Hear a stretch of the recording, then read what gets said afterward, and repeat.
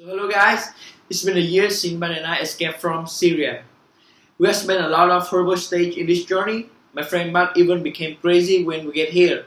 We had a horrible life there and there was a civil war, so we decided to move to another place for a better life. Because I didn't have enough money, so I invited Bat to go with me. By the way, my name is Jack. I'm from Damascus. It's just a poor place. I saw the soldier had taken away my family. I couldn't do anything more than to run away. So I promised myself that when I find a new place to live, I would return and rescue them.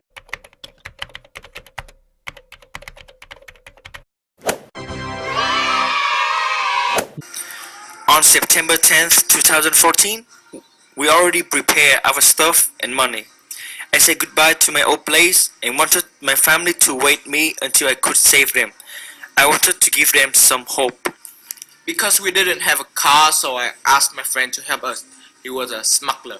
I knew it would be very dangerous, but I don't care. After about 3 hours inside the minibus that have a lot of drugs, and then we finally stopped at the first Syrian army checkpoint at Harasta. People who on duty knew that Bat and I were fleeing. We had to present military cards showing we were not draft dodgers. However, we didn't have, so Bat and I had to bribe them some money. We changed the minibus and continued to Jarablus, near Turkish border, which is very dangerous. When we reached the border at Bab al-Salamin, I knew we have to act like a professional to go through, so this is my plan. First, we scaled the sand mounds, grabbed through the hole in the wire, and entered a trench. Suddenly, there was a Turkish soldier appeared and pushed the barrel of his rifle into my chest. He said, "Get back, get back!" I was so scared and peed my pants. Luckily, I still had an extra one. So, back to the topic. The second time, attempt to cross into Turkey border again, but we all failed. But on the third, we crossed the border. We waited after the sunset. Then we ran as fast as we could through trenches until we reached a Turkish village. On the next day, I rented another minibus to go to Kilis, and then a public bus to Ankara and to Izmir. Bus very generous. He rented for us a motel in Izmir. There was an area known for smugglers. I decided we should have a day off before continuing our journey. I took a nap while Bat was going outside to explore something that I really do not care. During the time I'm here, I met a lot of people like me and Jack. This girl had a big story behind her. As you guys can see, I took a picture of this girl in Izmir while Jack was sleeping with my Canon that I always carry by my side. So why did I take this picture? First, I cannot hold my tears when I look at her. She was abandoned by her parents and followed those people to come to somewhere safe. I really don't know what she would face and what she become in her future.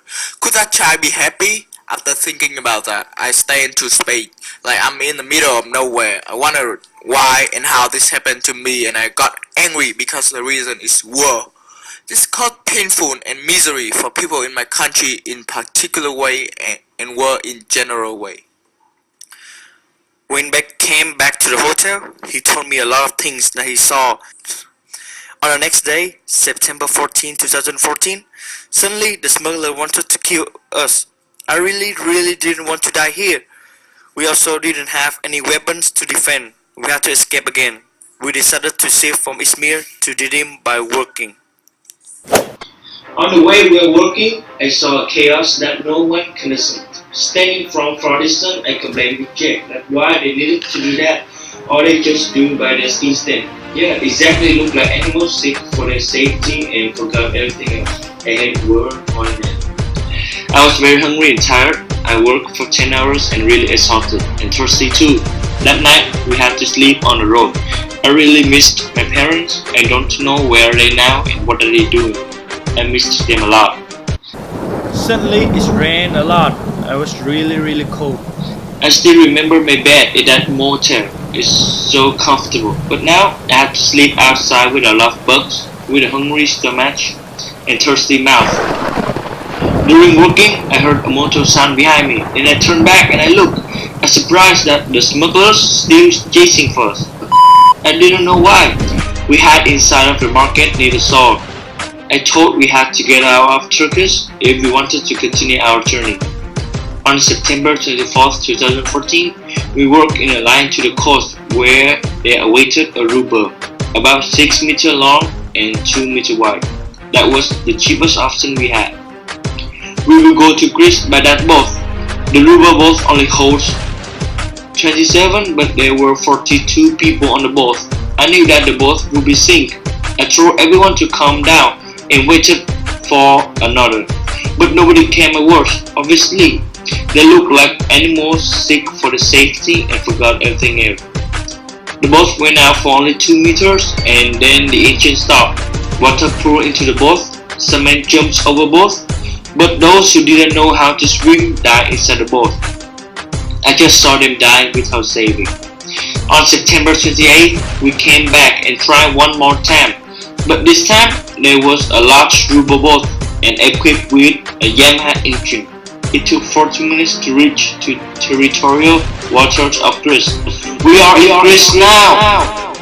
These Syrians survived a crossing, many did not, and they're coming by the thousands. I'm very happy.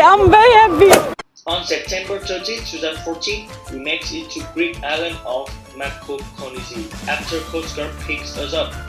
The most stupid thing was they kept our refugees left in a stinky barracks without food or water.